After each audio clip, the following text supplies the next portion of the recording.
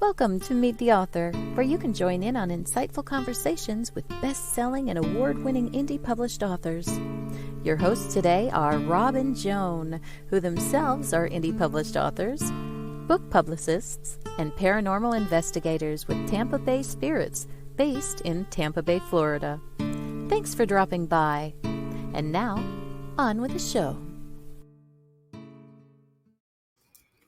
Hi, I'm Rob. And I'm Joan. Is your voice changing already? I think so. Finally? Yeah.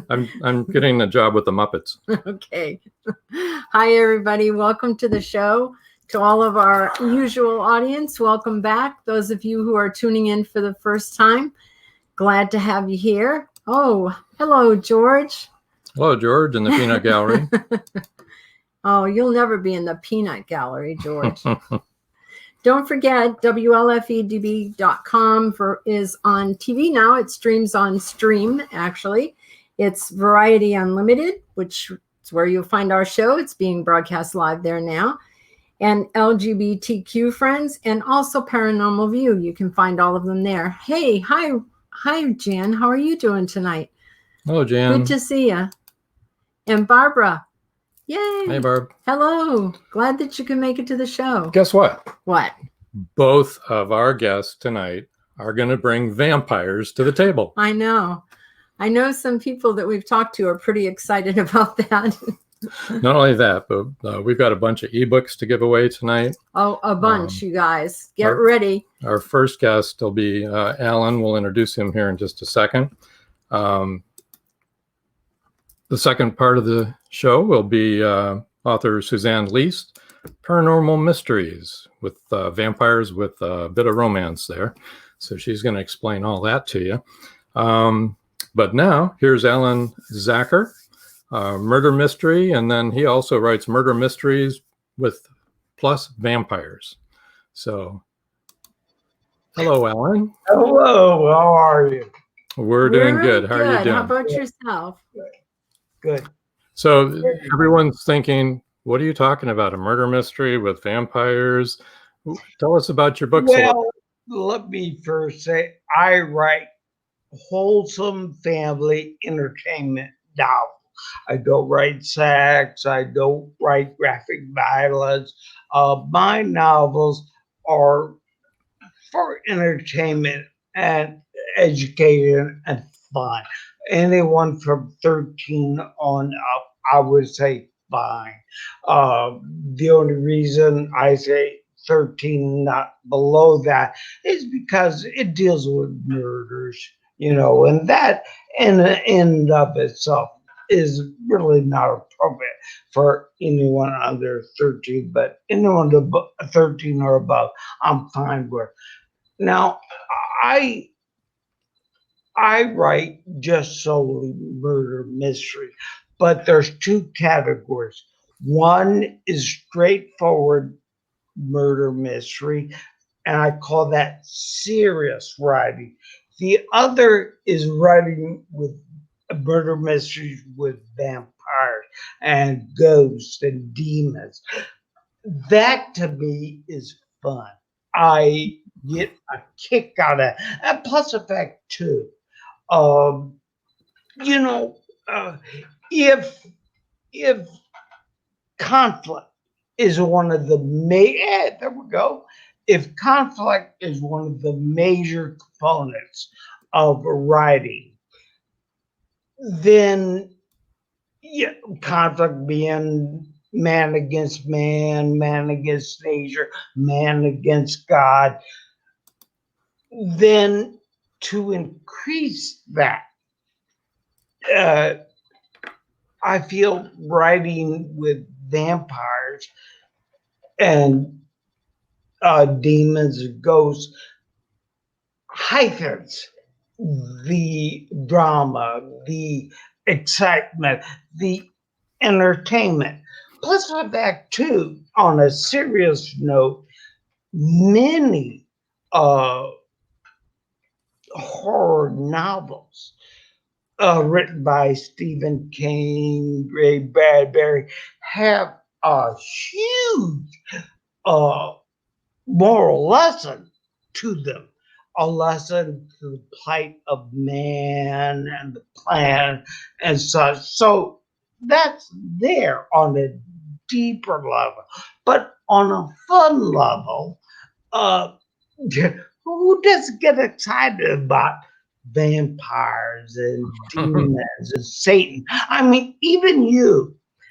I know that with your paranormal investigations, when you go into a house, a Victorian style house, or a jail that has been long shuttered and abandoned, and you hear, yeah, and you run, and it scares the bejesus out of you when it's over and you feel safe. Aren't you excited and happy about it? Hasn't it given you something extra? It's cool. Yeah, not if it's a vampire, Alan. Well, yeah. Ghosts and entities with you. On a serious note, again, Yeah. trust me, I like comedy. But on a serious note too, I consider horror novels to be, or Greek mythology, Greek, uh, uh, I can't read that, our Greek tragedies. Sadly, not very many people read these anymore, but they were all moral novels. They told us something about life and prepared us for life. For life. I mean, when Protheus stole fire, the gods would, fire being symbolic of power, the god punished him and sent his son and him to a high mountain that you couldn't get down from. And Prometheus, being a wise man, said, I'll get us out of here, son. And he built wings from tree branches and bird feathers and glued them all together by melting wax. Now, these moral and lessons are as relevant today as they were written, what, 3,000 years ago? Before Prometheus and his son tie these wings on and fly away. He warns the son, don't go near the sun. Don't Because fly too close to the he sun. knows Mm-hmm. that it will melt the Melt wax the wax. and he'll go down. And he said, yeah, Dad, okay, let's put this on. Well, they fly off and the sun is drunk with flying. I can fly. And he's zooming and flying. And he's going higher and higher. And yes, he goes to the sun. It remelts the wax. The feathers fly off and boop, he dies. On he goes. That is so relevant, even today. Tricia says, I read Bradbury's The Veldt when I was 12, and that has stuck with me my whole life. So creepy. But it has a moral, just It like does. the story I'm telling. It does. Don't walk it through your television screen. The father's in the living room, and he's having a exhausted day. He's reading the paper, and his teenage son comes out and says, hey, Dad, give me those keys. And the father goes, well, all right, son, but be careful. Please don't go too fast. He says, yeah, Dad. Okay, you'll fart. And he leaves, and what does he do? He puts that pedal to the metal and zoom. So these stories, these horror stories, they have such a moral fabric to them. Now, my other straight murder mysteries, they are written, I mean, every story has been told. There's no story that has not been told. Shakespeare's Romeo and Juliet, West Side Story, Harry Potter, Star Wars.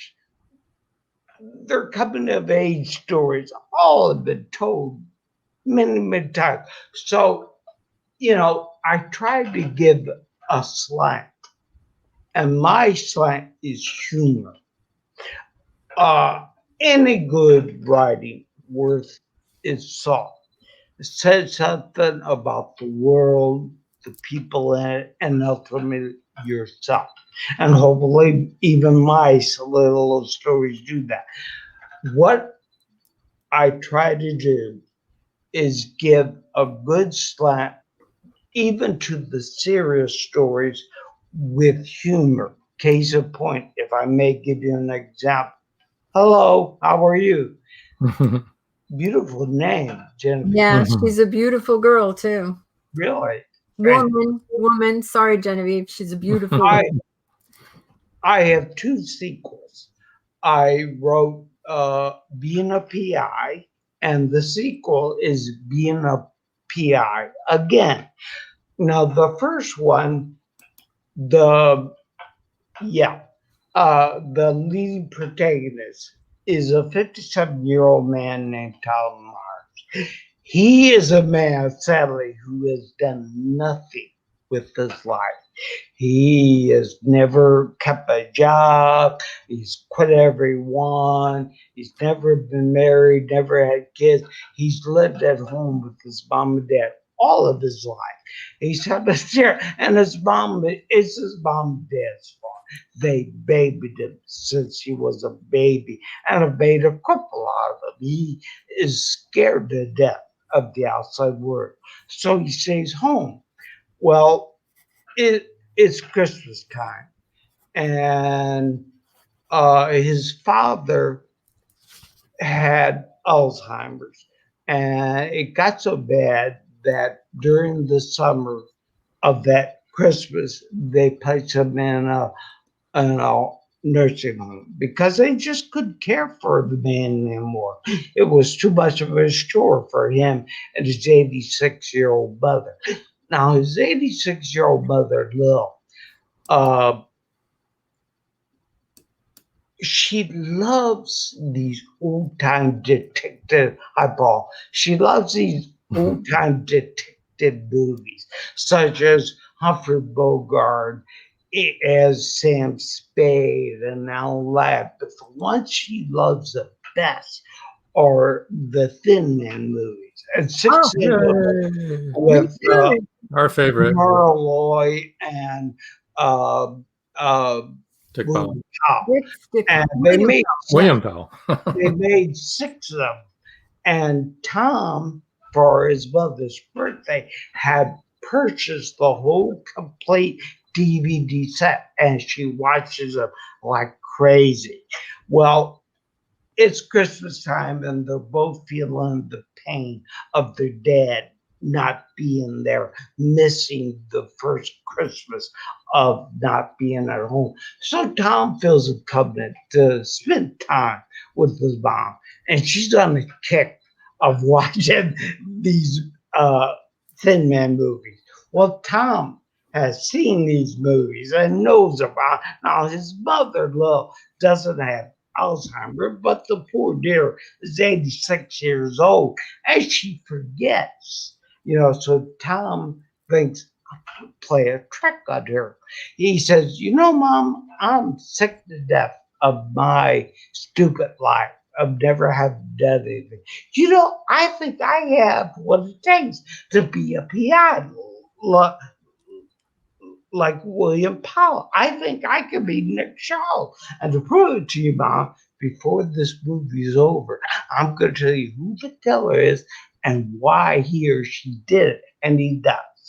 And that's the next night. And the next night. And by the 4th night, she says, Tom, I really think you got something here. I really think you could be a PI. Do it.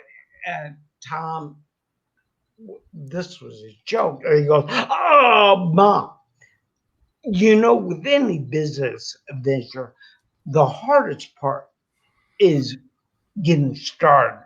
If I get my first client, word will get out, and then word of mouth, and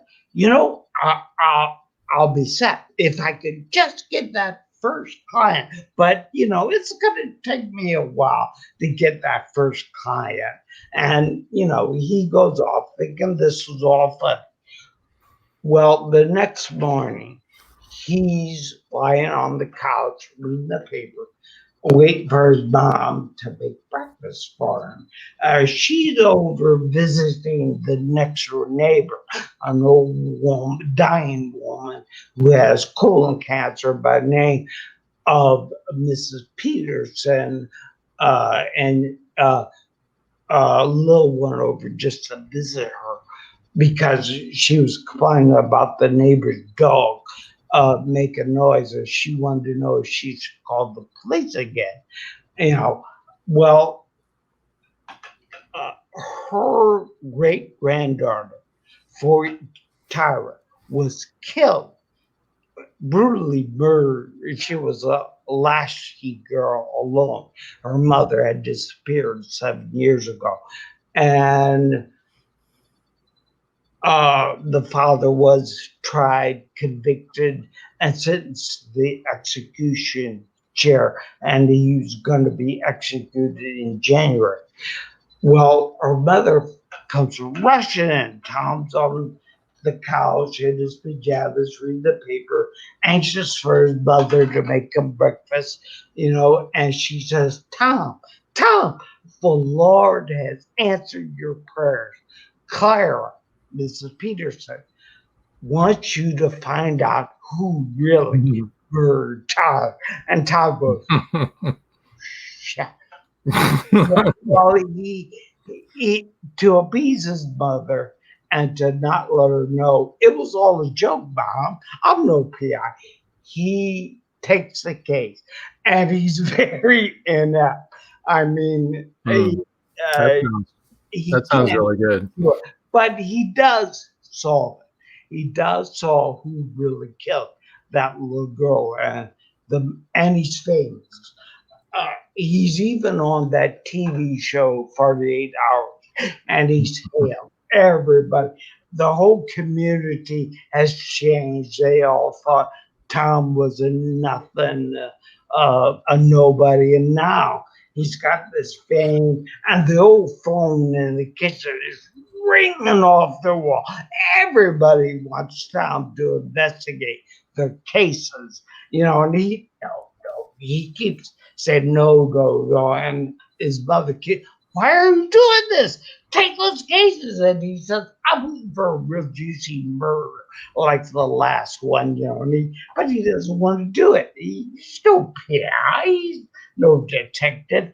And the months goes by, and the phone stops ringing, goes down to a trickle. And one day, a woman calls, and Lil, his mother, answers the phone, and she wants Tom to see if her husband is cheating on him with another woman.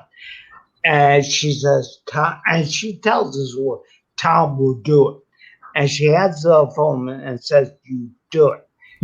So he does do it. And he thinks, well, it's not like the other case where someone shot at me and got beat up, and the two persons that actually did the murder almost killed him. But his mother, his 86-year-old, rushed in at the last moment and saved him from being murdered. Well, he follows this guy, and the man is not cheating on his wife per se. He is cheating on her, but not with women or even men. From time to time, he will rent a room at a cheap hotel by the hour. But before he goes to the hotel, he stops at a grocery store and he buys the largest watermelon that he can find. And he takes it to the room, cuts a hole in it, and Well, let's just say he has fun. A lot of fun with that watermelon. Okay. And Tom takes pictures of this. And he presents it to the woman. This man's wife, and she goes, "Oh my God! Oh my God! He does apples!" Oh, Mr. Myers, please tell me what I should do. I don't know what I don't want to divorce him. I love my husband. He's a good man. Should I divorce him? Tell me, please. And Tom goes, I can't tell you. Please tell me, Mr. Myers. Please, I'm begging you, tell me what you would do. He must love me. He must. Tell me, what would you do? Well, Tom scratches his head, thinks, and then he says, well, if you don't want to divorce him, and if you want to remain at home, if I were you, I would definitely stop buying produce. You know, Hey, Alan. Yeah. Okay, this one is this being a PI? I'm no PI. Yeah. Or I'm no PI. Okay. That's- All right. We've got your book giveaway up here at the bottom. We're running a little short on time now. Yeah. Got about 8 minutes left. Sorry. I wanted you to share just a little bit, if you don't mind. You've had to overcome quite a few obstacles. So if you can give us like a short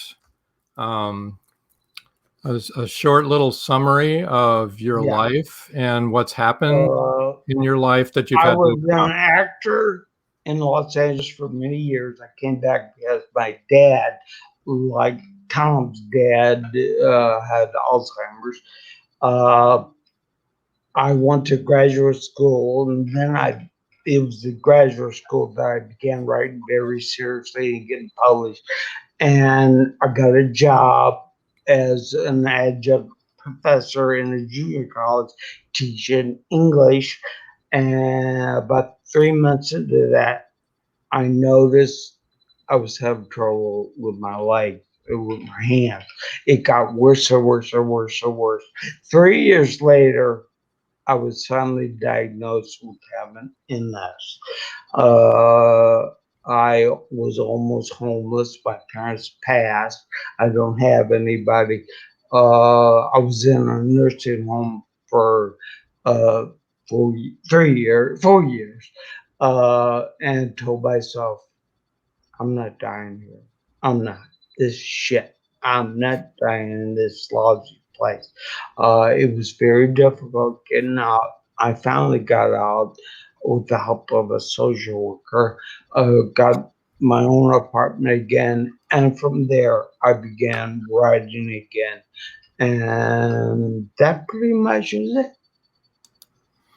Okay. Okay. Well, let's put that. That's a lot to overcome. That is a lot to overcome, and good for you that you were able Yeah. to. It's not easy. I do want to put this up though, so people can know where to write to. I put it on the banner at the bottom, so we can go on to the other ones if we want. Okay. Well, I wanted to read this. Oh, okay. Go ahead. Sorry. All right. For the book giveaway, the first 3 people to email will win an ebook of their choice. The email is azacher, so it's azacher123@outlook.com. Okay, that'll be the first 3 people that email there. They will get a copy of an ebook. An ebook for any one of the books that he has on. And he has a lot of books. I mean, you can choose between I'm No PI, A Ghoulish Good Time, The 13th Hour, Being a PI Again. Any of the banners that we showed you there. Right. So, okay. Yes. And then how can we reach, if they want to reach you on the social media, we can go with Twitter. It's at Alan Lee Zach. So ALANLEEZACH on Twitter. And on Facebook, it'd be alan.zacher.568. That's alan.zacher.568. So if you want to connect with him on the social media, that's how you would do it. So Okay, did we get everything out there? I Facebook, think we Twitter, did. email, Yep. the book giveaway. He's also found on Indie Book Source, as his books are all listed there. George Dismuke says, congratulations on overcoming your obstacles. Well, thank you. And continuing to overcome those obstacles, because really, you're battling this every day. You're an inspiration to lots of people. It's never too late. Always try again. Thank you. And that story sounds great. That's very, very cool. I like that. Yeah, I'm no PI. That was a little synopsis of I'm no PI. Yeah, that's for sure. Yeah. And then the next one is being a PI again. That's someone's trying to kill Tom. Uh-oh, that's not good. And then, we don't want to forget the other ones that, as he said, he writes for fun, murders, vampires, and leprechauns. And everybody loves leprechauns. Oh, yeah. Until they find out what they really are. We're of Irish descent. I know what a leprechaun is. A couple of days ago, I saw that leprechaun movie, and they stole a scene from me. They did it. I wrote this before, but shoes. If you throw shoes at them, they can't help it. They gotta repair them. This was on that movie, and I'm going, I wrote that. They stole that from me. But anyway. Paul said he loves that story. I love Alan's story and how he's overcome so much. Sorry, that's our little dog. It's not a hellhound. Oh, I certainly believe that life is a process of learning about yourself, the people in it, and I think writing is the same. We search for self through our writing, and hopefully we say something. And the other day you said that someone had told you that your story made them smile when they were going through a very hard time. And you said how fulfilling that was. And that's true. When we're authors and we write something that touches somebody's life in a real way and helps them in some way, anyway, that's so fulfilling and it makes it all worthwhile, right? Absolutely. It'd be great to be Stephen King, rich and famous and stuff. But if you can't be that, don't write for that reason. Write to learn, write to explore, write to grow as a person, write to connect. I mean, my writing, probably the hardest thing for me to accomplish was my writing voice. Once I got the writing voice, which it's hard to explain if you don't know what a writing voice is. It's like style, but it's much higher. It's on a much higher level. You were talking about stories that write themselves.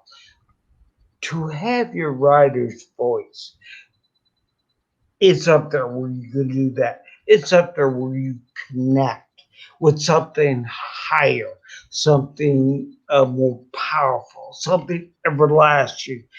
And you connect and you're joined and you learn more about who you are, and I think that's the thing that has been so satisfying me to writing, that there are times where I go, did I write that? Deep. Holy cow, that deep. Because I'm not a deep person. I'm not. I think you're pretty deep. I think you're deeper than you think. And Trish said, great advice, right? To grow and to connect. Well, when all is said and done, it's the difference you have made in life. It's not how rich you become or powerful. Right. It's what you can say, I have left this behind. and the world, the people in it are better.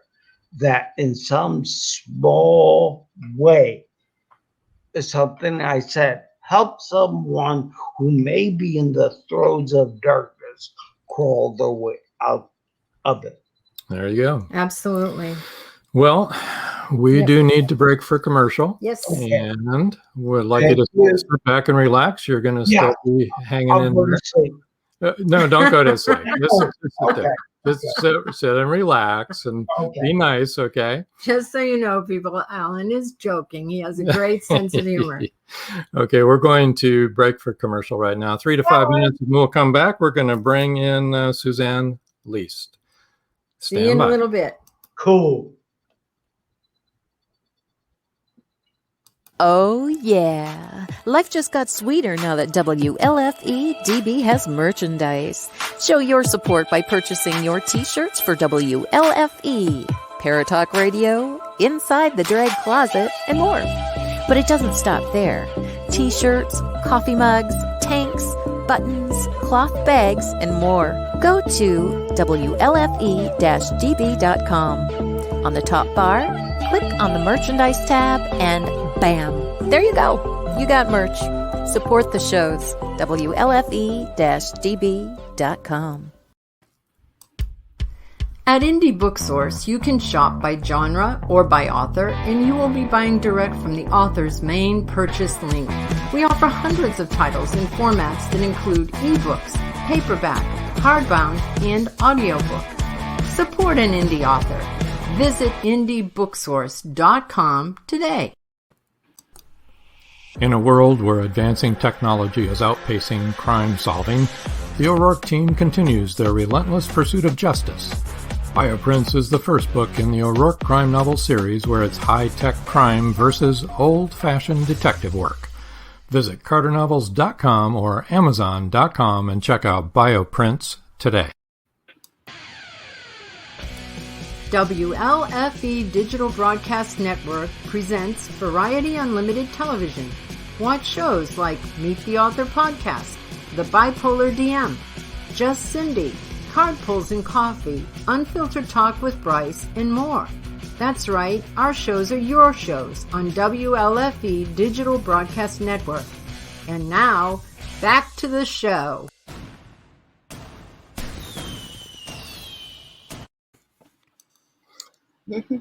Welcome, Suzanne. Suzanne. Hi. You put me backstage for a half hour, now my nerves are shot. That's it. Oh, come on. They were shot before you went back there. We know. It's okay. You'll be Hi. fine. Okay. How are you doing? Okay, good. I'm all ready. Good. What do you want to talk about? You want to talk about Meet Me in Maine, your brand new Okay. series, the Blue Horizon series? Yeah. Start out with that. Blue Harbor. Blue Harbor. Blue Harbor. Did I say Well, I Horizon? made it up, but it's Blue Harbor. Okay. Instead of Paul Harbor. says, hi, Suzanne. And Hi. Hi. Jan says, hi, Suzanne. Hi, Jan. She's a Twitter friend. I know. Uh-huh. There are Twitter friends too. Oh, you froze. What did you say? I said, yeah, there are Twitter friends too. And Right, Trish right. says, welcome, Suzanne. Hi, Trish. Hi. Okay. Okay.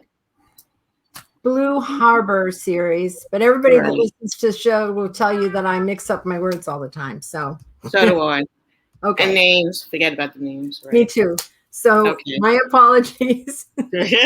Tell us about Meet Me in Well, Maine. you made me think for a News. second. I said, no, wait, I called it Blue Harbor. Okay. I get easily confused. Sorry. Okay, well, it takes place in Maine at a small town. I made it up. It's close. It's right close to Kennebunkport. I analyzed the map, so So I made it a small vacation town. It's a little further south, but it's smaller and it's more quaint, and it has tourists, but not as congested as Kennebunkport. So that's where the action takes place. So I have to speak. like continuously? You're not going to ask questions? You don't have to speak continuously, but you No. might be able to tell us a little synopsis about the book besides where it takes place. Oh, okay. My main character is Elizabeth, and she's in her mid-20s, and her friend Scarlett. They grew up in New York City. They had their careers, and they decided there she is. That's the back of her. I like back views of people. I don't know. They decided to leave. She's coming off a difficult relationship with a doctor, kind of a controlling relationship, and she wants to spread her wings. And Scarlett is tired of working in finance and business, like me. And they decided to move to Maine, and they're going to buy a bed and breakfast. And Elizabeth inherited money from an aunt she never met. And this aunt left her the money, not her parents. And so she took the money, and they packed the bags, and they went to Maine. And they get there, they take an apartment, and right away, creepy things begin to happen. They unpack, they meet the person that runs the apartment building, and she has some issues, and they meet some of the characters in the first few chapters. But all the way at the beginning, the first night they go to the ice cream parlor, and it's a quaint little place, pink, and it has booths and everything. And they meet the owner and the teenager that works for him, and it's all people are laughing, and everything is very pretty. And then the door opens, and a guy walks in holding his throat, and he's bleeding. He has a gash across his throat, and he says they're back, and he dies right on the floor there. Ruh-oh. And that's when everything starts going haywire. They're back. And Right. Who they are. Well, I was wanting ice cream, but now that's gone. In the pink ice cream parlor. Right. Jan says great cover art, and it is. It's beautiful. Oh, thank you. Let's And, see what you say. I love the cover art and the location. Living in Florida, Maine is now an exotic place for me. This sounds like some kind of story. Oh, well. Right. Yes. Murder, She Wrote inspired me to give this story away. I'm sorry. Go ahead. Oh, that's what we were discussing before the show, that I love Murder, She Wrote. That's my favorite show. I've watched each one maybe 30 times, and I've memorized it, and that's me at the typewriter, and then that's what I wanted to be since I watched the show. Well, anyway, this book, my last series had vampires and demons, well, pretty much vampires. But this one, I decided, okay, enough with the vampires. I'm going to do something different. And I was watching Netflix, and there was a show called Haven. It was based on The Colorado Kid by Stephen King. Yes. I fell for it. I watched the series like 3 times, and I said, "Oh no, it's over. What am I going to do?" So I said, I'm going to write it into a book, but I didn't use the same plot, and it was Maine. That was the only thing. It was she comes to town. The other person was an agent, an FBI agent, but it was a whole different thing. Had different kind of paranormal. But this one I used an Indian curse, and from the Penobscot Indians that first lived there before the settlers came, and they put a curse on all the descendants. And lo and behold, Scarlett and Elizabeth meet the descendants, and so they fall for them, and they get involved in their lives of, So the curse returns when they come, and weird things happen. For one thing is that the harbor blows up when they're standing there. Just a flame bursts, and the boats go on fire, and it's nothing really said. It just things happen. People turn to stone, and so they're running around, and they have to figure out who's the cursed one this time. Who is holding the curse? And the person holding the curse. Well, I'm giving away some of the spoilers. All right, don't give that. Okay, but the cursed one has paranormal powers. So he's he or she is an awesome person that they have to be careful, right? Yeah, it sounds like fun. I have a question. Oh, good. Yeah. Just as you were telling the story, I was wondering, the person who is the cursed one, do they know that they're the cursed one? And do they know that they have paranormal powers? Yes, they do. Okay, they do. All right. And they're bad. Right. Yeah. And they're trying to kill off the descendants one by one. But this gets revealed over the time. They don't really know right away. Only the people on the show will know. But usually with my books, I unfold things slowly. And there's clues along the way. So I've jumped maybe, I don't know, 10 chapters in. Yeah. So, Okay. So your first one was Dead Game, the Dead Game. Oh, okay. Right? In the And Dead Game series. That is the Dead Game series, Yeah. right? And Right. that's mostly about the paranormal. Right, mystery. vampires. Yeah. But it's based in a small town, and this time I call the town Oasis, and it's in Florida. It's a small town on the coast of Florida. I like cozy mysteries. When I started writing the series, I was going to write a cozy mystery. I took End House from Agatha Christie. I love the name End House. Had a house at the water. Strange things happen. Now the house is kind of alive and it does things and there's revolving rooms, but whatever. But you don't know who's the bad person, and the people in the town are suspecting each other, and people are dying. There's dead bodies washing up on shore. So this is totally different. And I'm not using like Dracula lore and all the mythology. I made up my own things. I introduced human vampires, and these are half human and half vampire. And in my second book, they're able to walk in the light. But I did a whole research on genetics. So these vampires, they did genetic research, and they're able to make themselves walk in the light. So this is like different, right? But these are regular people. They all look like us. And some of them happen to be vampires, and some are human vampires. And some are good, and some are bad. And then you have to figure out who's killing whom. And that sounds really good. Now this was the first book. The Dead Game has End House, right? And the second one has Disney World.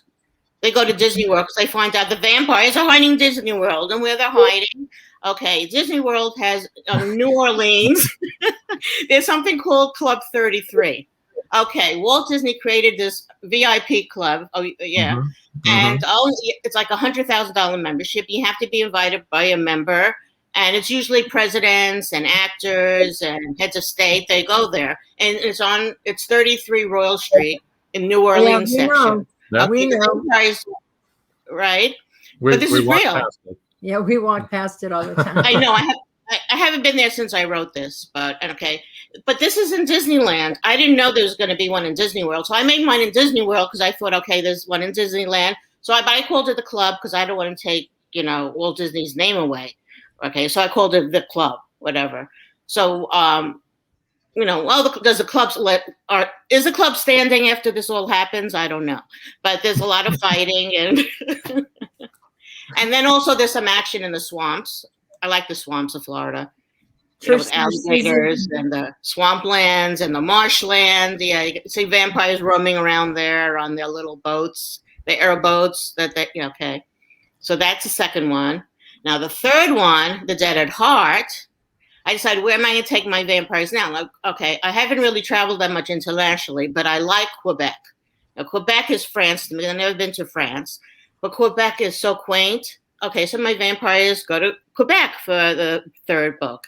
And where are they? Well, where did I stay? Chateau Frontenac. Oh, so I love that place. Okay, but it kind of gets blown up in my book. But anyway, and they're fighting and they're going up and down the vehicular. There's an elevator going up and down, and there's shops down there. And okay, so you can tell that I stretch my imagination, and it's kind of it's stretched out. Whatever you like, you blow up. So what is this? My third wife was lawyers are half human, half George says my third wife was half human, half vampire. I can see that. Yeah, I can see that. Well, she was already qualified to become a lawyer. Right, and she walked in the light, so she's one of the newer ones, I guess. Good one, George. You wouldn't be able to tell because mine look the same as regular people. They don't have horns or anything. They just, Yeah. Okay, as you may have seen, the book giveaway has started. The first 10 people to email susbs1000@gmail.com will win an ebook copy of her new release, Meet Me in Maine. Okay, so it's the Meet Me in Maine. 10 people will win it, Mm-hmm. and it's an ebook. So Okay. get typing, people. Get typing. Get your 'cause requests it sounds in really there. good. Paul Okay. Hollis wants to say, you and Alan tell Thank a you. great story. Yes, yes, they do. But I'm finished. What now? I have nothing else to say. Ask me a question. Okay. When did you start writing? How long ago? Oh, I think it was 13 years ago. Wow. Okay. Yeah. I was helping my daughters write their essays for college. And I came up with like this idea, and my daughter was like, "What?" And I said, "Oh my God, I like writing." I wrote this whole thing. My mother was, I don't even know if she ended up using it, but I have it somewhere. My mother she was blind her whole life. She had got dementia. So she ended up in the nursing home because she got a little violent at the end, whatever.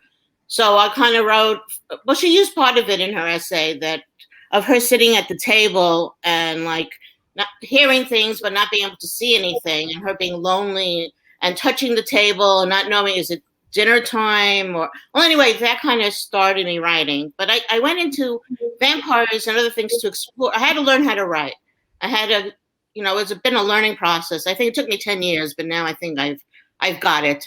I finally got it. Congratulations. The plot points, everything. I figured it out. So every author listening to you is like, we understand. We totally get saying. that. We know what you're you do saying. the pinch points and the plot points. Oh my God.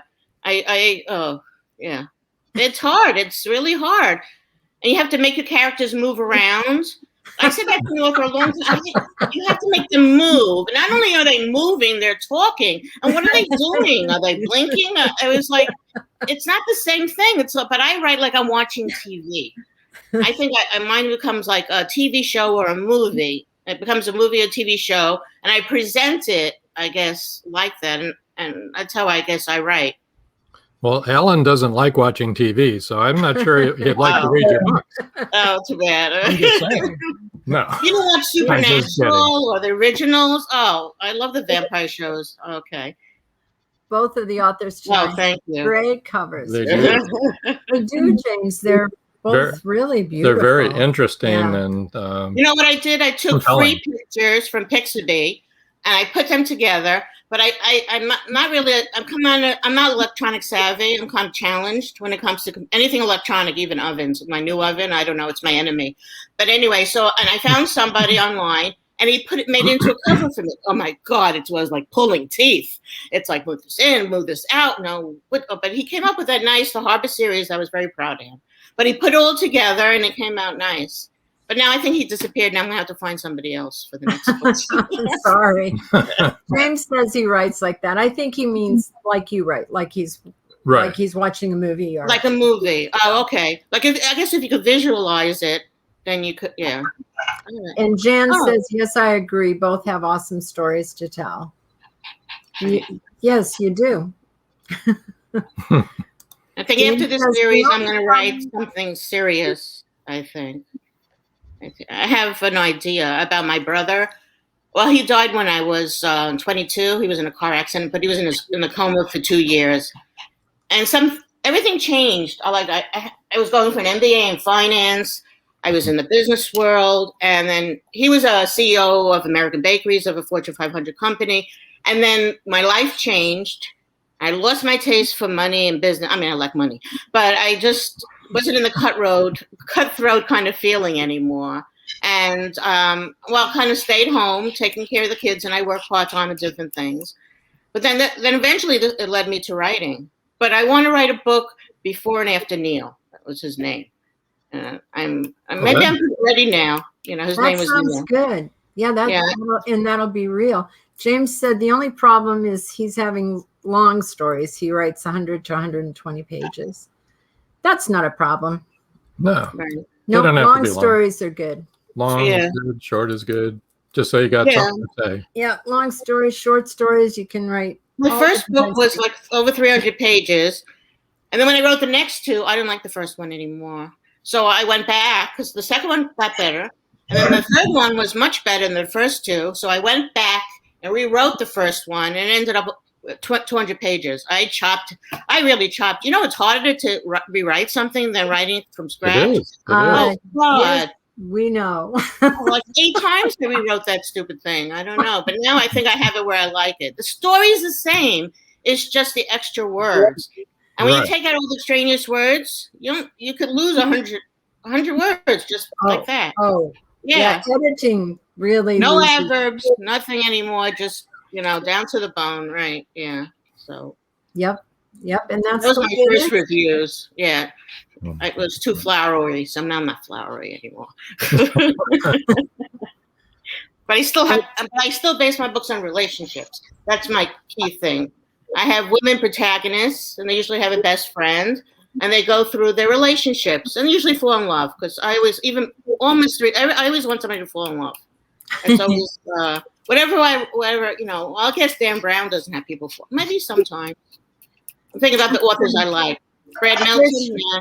Trish is answering James. She says 120-page stories are totally fine. I will read any length if it's something I'm interested in. And that's the truth, isn't it?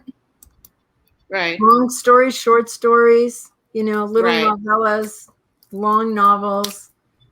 Right. As long as it's interesting. Well, how long is a novel should be? Mine are usually 200 to 300. But I think they should be longer, really. I don't have the patience, really. I think you're supposed to go by show. I don't want it. I don't want to go through all the silliness. I want the plot. I want the clues. I want things to go. I want the movement. I don't want to sit and see what color the bushes are. I mean, I'll edit and the smells. I know you need that, but I want the action. So I guess. Yeah, it goes by word count. I think for a novel, it's supposed to be more than 50,000 words or something like that. Yeah, and then a novella is less than that, and a short story is less than that. An epic novel is like over 100,000 or something. I would never be able to write that. No, my last one was 51,000.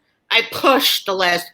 Well, I edited it, and I lost 2,000, and I said, where could I put the 2,000 back in?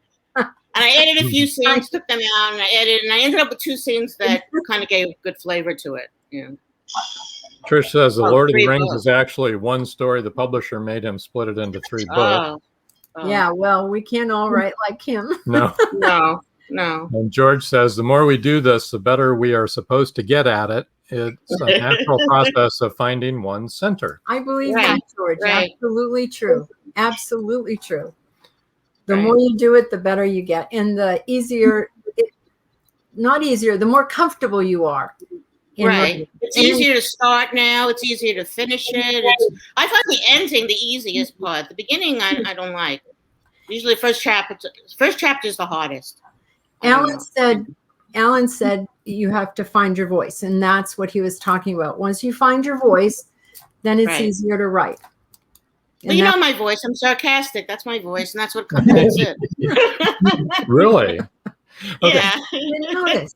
Let's tell everybody where to find you, Susanne. On your website, it's www.susanneleist.com. And that's SUSANNELEIST.com. And on Twitter, you're at Susanne Leist. And Facebook, just connect to Facebook, search author Susanne Leist. There you go. And also, I stalk the internet. Yes, I'm everywhere. Yeah. The book giveaway is the first 10 people to email will win an ebook copy of the new release. Meet Me in Maine. And that's her email is susbs1000@gmail.com. So I made that too complicated. Yeah. I made it all the way at the beginning. I realized, oh my God, I have to say it over the phone to doctor's office. Because it's Suzanne, S-U-S, Beth Schwartz. And then, well, my name is Schwartz, But I use Lisa as my maiden name. And I looked up online, where did my mother get Suzanne from? I don't know. But it's German. I thought it was French. The French one has Z in it. So my mother picked the German one. Right. And the last name Leist sounds very German, but my father was Polish, so I'm just a mutt. Oh, speaking of mutts, so what's your dog's name? Oh, Nanus Schwartz. Nanus. That was an interesting story. Yes. Oh, yes. Well, it took place in Quebec. My daughter, when she was tiny, she was on a horse and buggy ride, and she loved the horse. He was a white horse, and the guy said Nanus. Well, it was spelled N-O-U-S, N-O-U-S-R. I think there was R in the middle and R at the end, and meant teddy bear. So, 10, 11 years later, when she was 16, we got him, because I wanted a white dog, because my brother had a white dog. So, I'm very into my brother, whatever. So, and then we called him Noose. So, or Noosey, Noose, yeah. So people on the street, what's your dog's name? Like, oh, Noose. What does it mean? Where did it come from? How do you spell it? Kids come over. Well, he's very friendly. He likes kids and everything. Yeah. Yeah, we named our dog Missy. Oh, that's easy. Easy. Hey, Missy. Come here, Missy. No, you shouldn't have I said think that. girl dogs are easier than boy. I know I always have boy animals. I have You a turn boy around and rabbit. look. I have boy cats. I got a boy dog. So, So we should perhaps ask Alan if he has yeah, anything. Alan, Suzanne, do you guys have any questions for each other? Or Well, you like Murder, She Wrote? I'm Monk. I love. Oh, I love Monk, Monk. right? Yeah, What about Columbo? Columbo is also my combo is, and I have a friend. I haven't seen him in over 20 years, but he appeared in some episodes and directed some episodes of Murder, She Wrote. His name is Dennis Dugan. Oh. Have you ever? What was it? That's the character's name? What's his name? No, that's No, he wrote it. The man who wrote it. name. Oh. Dennis Dugan. He appeared in a couple episodes of Murder, She Wrote, and he Oh. Directed. a couple episodes, and very talented man, and has appeared in many. Not now. I mean, sadly, when. You're supposed to never give anything a negative. You're supposed to give positive to everything. But one of the challenges of growing old, but I'm saying one of the bitches of growing old, is that people around you die.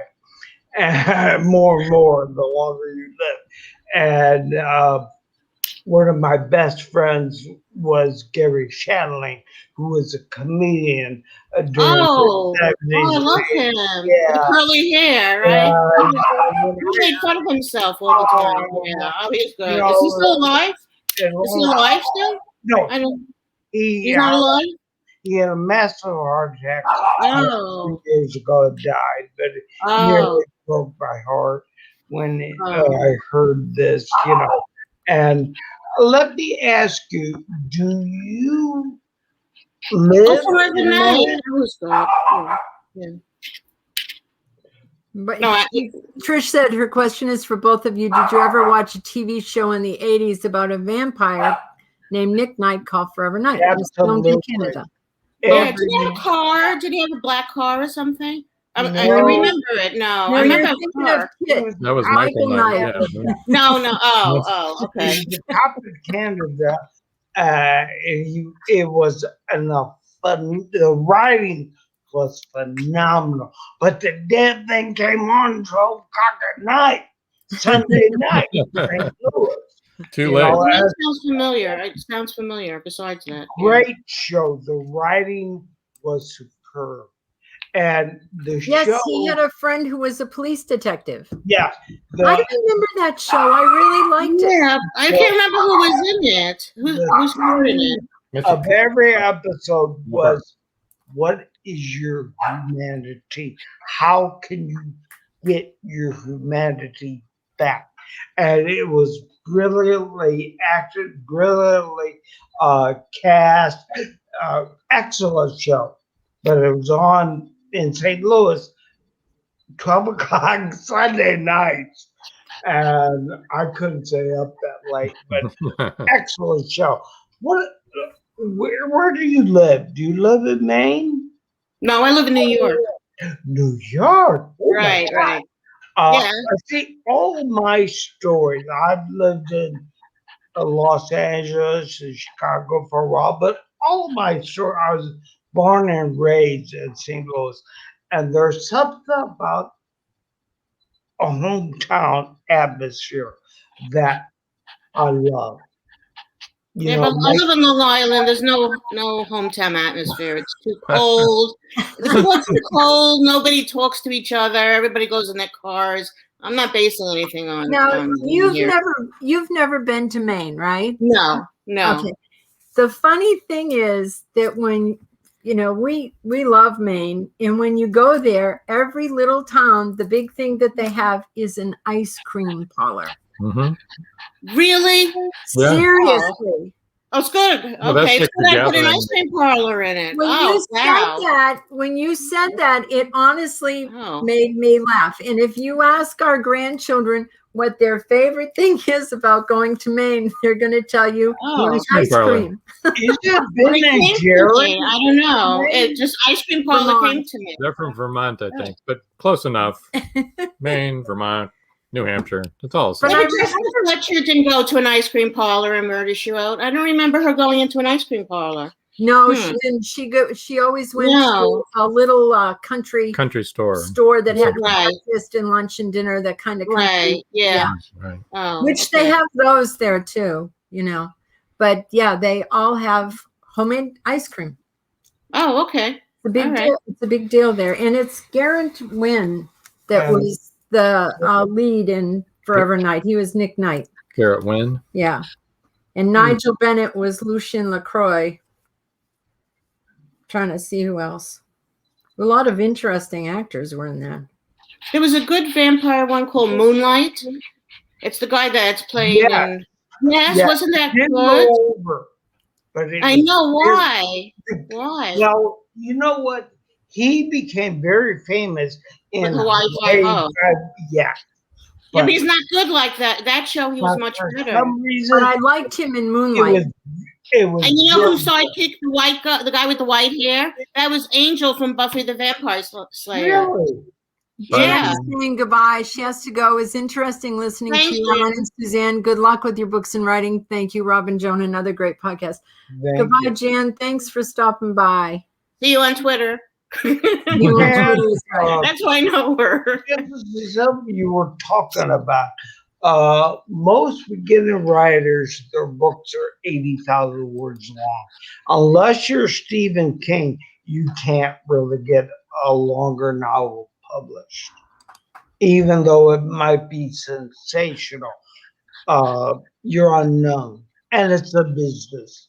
So basically, the beginner writer has to pretty well stick to 80,000 words. Right. Well, fantasy ones with the fairies, and I don't write that. Those could be like 1,000 pages. I'm happy I don't write that. But I can't pronounce the names in those books, so if I did that, I'd be in trouble. I get lost. Those are really weird. Names of dragons and like Harry Potter kind of books, right? But that's different than us, right? That's not paranormal. That's totally different genre. Right. Yeah. Right. No. Yep. Right. Follows a different thread there. And of course, we love paranormal. There you go. Right. It's not fantasy. We're not fantasy, really, are we? It's paranormal. Because fantasy is the goblins and the dragons, right? Yeah. Okay. Right. Even dark fantasy. Maybe that's paranormal. Is that? That's a little more leaning toward paranormal. Yeah. Paranormal. When my very first novel was published by a publishing company, small, in Cincinnati, Ohio, and it was a horrible experience. I hated it, and the guy's business is no longer in business. He was constant. No, you can't do that. Take this out. Add more here. Do this. And when I decided to go indie and publish my own, the biggest fear I had was, are people going to say to me, well, come on, is this a comedy murder mystery, or is this a serious murder mystery? You can't have both. It's got to be serious, or it's got to be a comedy from the get-go. You can't mix up genres. Do you know I have published 6 Never. Not so far. Knock on wood. Not one negative response. Wow. That's awesome. Well, you know, our books are based on Nick and Nora, so that's funny that you mentioned that about Right, Nick. right. I didn't know that was in your books, but we love Nick and Nora, and we love the way that they banter and they talk to each other. And oh, wait a minute, let's see. They're English, right? It They're says- English couple, right? No, they were American, but they were They were always American? drunk. I saw it on TV. I didn't read any of the books. I disagree. Humor belongs in almost every story, if you ask me. Right, Trish, and that was the point that I was just getting to, is that the whole point is that people are funny. I mean, you know, we're funny. Funny things happen. Funny things happen, you know, and we say funny things, and so you're good. Shouldn't every book have everything? You know, Yeah. anger, jealousy, Right, happiness. right. All The main character, you got the Joker person. Yeah. Now, Right. if you wanted to distinguish a true crime from a crime, you know, or a murder mystery, true crime may not have much humor in it. You know, That's Well, yeah, Right. but that's not nonfiction. that's more of a that's- nonfiction That's kind of nonfiction, thing. not So fiction. Like Grimes, she's very dry. Was Martha Grimes? Well, she's like what I started reading at the beginning. Well, she was she wrote fiction though. yeah, Yeah. That's Yeah, but that's- that's like a classic murder I said mystery. True No crime is humor. not fiction though. That's what I said. Right, True right, crime is right. not fiction. Agatha Christie didn't have humor. I mean, she had humorous characters. I mean, Poirot was kind of funny looking with his, you know. Very. Thing. Oh, that Yeah, was but it's humor different. though. yeah, that was That was she Yeah. wrote that to be funny. like campy. Right, right. Absolutely. I loved Hercule Poirot. I loved that whole series But there's because no humor in her words, but the characters were humorous. yes. Yeah. And So that's it's a different. very hmm great way to write, to be able to write that subtle Right. humor. Right. You're making fun of your characters, but nobody's saying it and nobody's thinking it, but it's there. Mm-hmm. Yeah, she was great. Yes. Yeah, she was great. I've crossed genders. Every story I write has humor in it, even though it's very serious. Nobody has said a word. Listen, Here here's is comment an of the day. insightful comment. Yeah. Dogs fart and presidents throw up. Thank you, James. Yes, this dog does a lot. Yes. yes. That is true. Crime is noir. True crime is noir. Right. Oh, I love noir crime too. Oh, Yeah. Right. I do too. there is a show called Homicide Detective with Joe Kenda. It goes over murder cases, and he is actually hilarious. Yeah, so even yeah, in so true there is crime, room for humor that. has Yeah. a place. Yeah, that answers that question. The true crime is usually depressing. I don't know. I find like if you look at the actual things on TV, they're so sad. Yeah. Well, I don't Yeah. know what happened with our children. We have 6. They're all adults. You don't know where 5 they are? daughters. No, I said I don't know what happened with them because most Yeah, of our 14 daughters, grandchildren. Right. 14 grandchildren. Most of our daughters are true crime aficionados. They watch every true crime story. They read all the true crime books. They can tell you about cold cases. They follow cold cases. They know everything. That's because we were always running from the law. I don't- And if something says based on a true story, I won't watch it because it's usually, and HBO always has that. I don't want it because that's not escapism enough for me. It's usually too serious and it gets me depressed afterwards. And I don't want to be depressed after I read something. Trish says, I know all the cereal. Well, And your family, right? how about that series? What's his name? Dexter? I thought. Oh, yes. Oh, Dexter. Oh, Yes. I wouldn't watch that. It's too much. That's too much. It is bloody. Yeah. You And talk it about a protagonist and an antagonist. Oh, and what he's The redeeming, hero. the redeeming quality of that show, which should be the redeeming quality of even your bad characters is that he fights for his humanity. He's a serial killer, but he hates Right. himself. And Right. He's a dealing with- sympathetic character. You're supposed to feel sorry for him, right? Absolutely. Like that TV show You.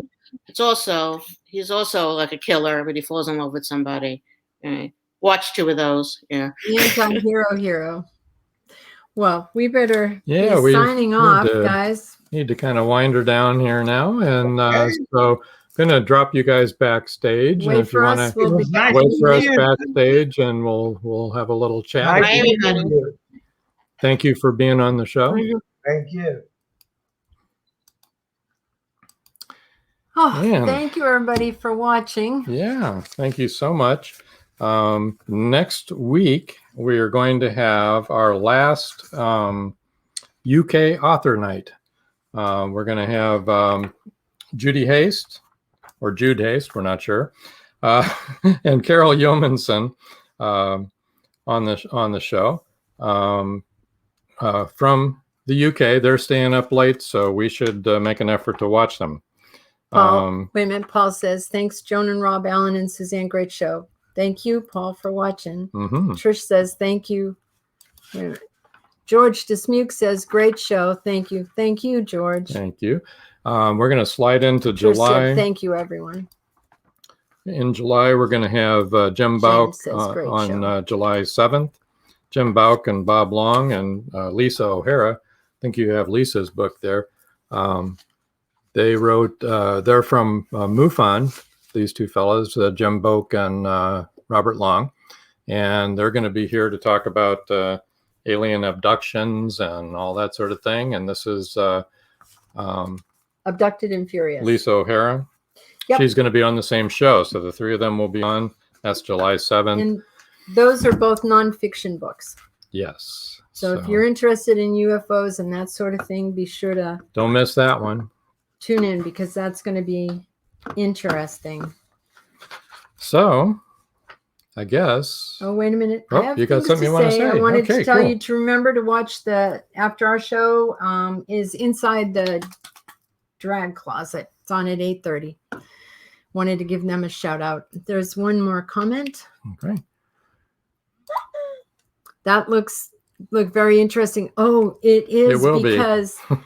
because this is a MUFON field director and a MUFON investigator who investigates abductees, and they were going to be on the show. And then this woman who wrote this book, Abducted and Furious, happened to email us and said, can I be on your show? And we thought, oh my gosh, it'd be great to put her on with the 2 who wrote that other book.